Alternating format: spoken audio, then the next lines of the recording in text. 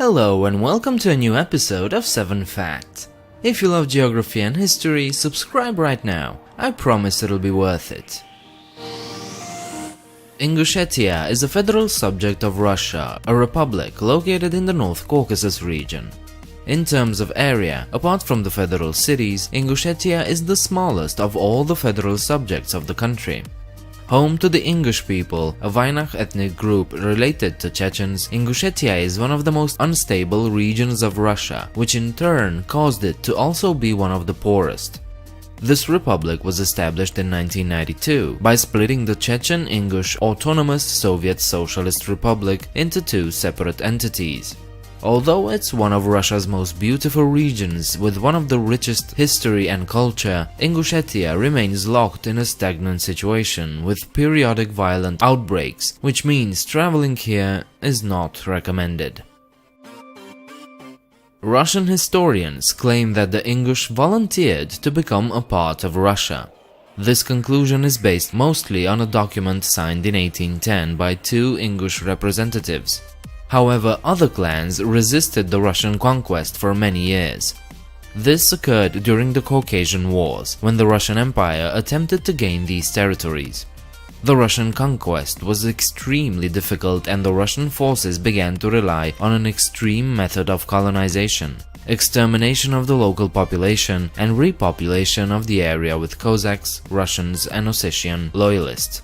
The Ingush fought back fiercely, but were ultimately no match for the imperial soldiers.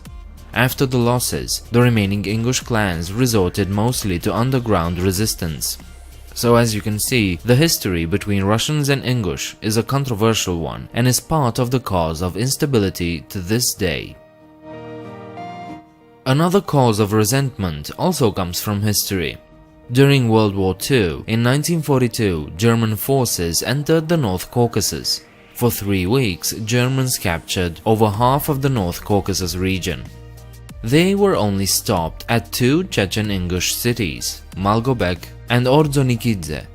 But despite this, Soviet propaganda portrayed Chechens and Ingush as traitors. On February 23, 1944, Ingush and Chechens were falsely accused of collaborating with the Nazis. As a result, an operation under the codename Lentil was carried out and the entire Ingush and Chechen populations were deported to Kazakhstan, Uzbekistan and Siberia on the orders of Soviet leader Joseph Stalin. Classified today as a genocide, this tragedy caused the death of about 200,000 people.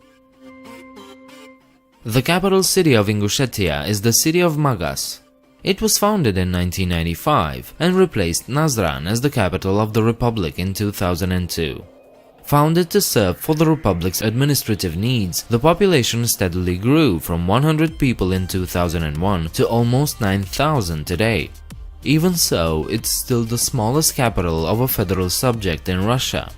This beautiful brand new city is still rapidly expanding and has the potential to become the primary urban center of Ingushetia. Largely due to the insurgency in the North Caucasus, Ingushetia remains one of the poorest and most unstable regions of Russia.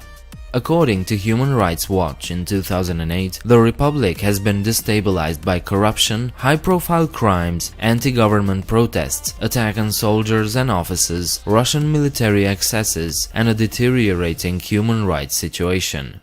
Unemployment is estimated to be around 53% and growing poverty remains a major issue. Currently, over 90% of Ingushetia's revenue comes in the form of subsidies from Moscow. As if all these problems weren't enough, in 2018 a border agreement between Ingushetia and Chechnya further inflamed the situation in the republic. According to the agreement, Ingushetia transferred 340 square kilometers, that is, about 9% of its territory, to Chechnya. This land has been claimed by Chechnya for years, even though the two republics had several border agreements recognizing these frontiers. This deal sparked widespread public opposition, outdoor rallies, clashes with police, and arrests of activists. As of 2019, protests were still ongoing, further hurting the stability and economy of the region. Some of the most interesting features in Ingushetia are their towers. These so-called Vainach towers were used as dwellings or had a military purpose. Some combine both functions.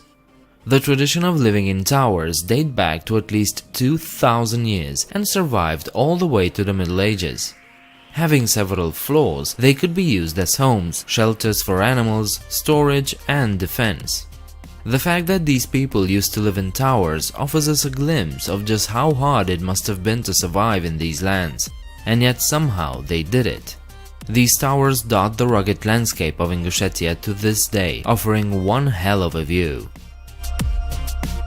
Please leave a like and subscribe if you enjoyed this content.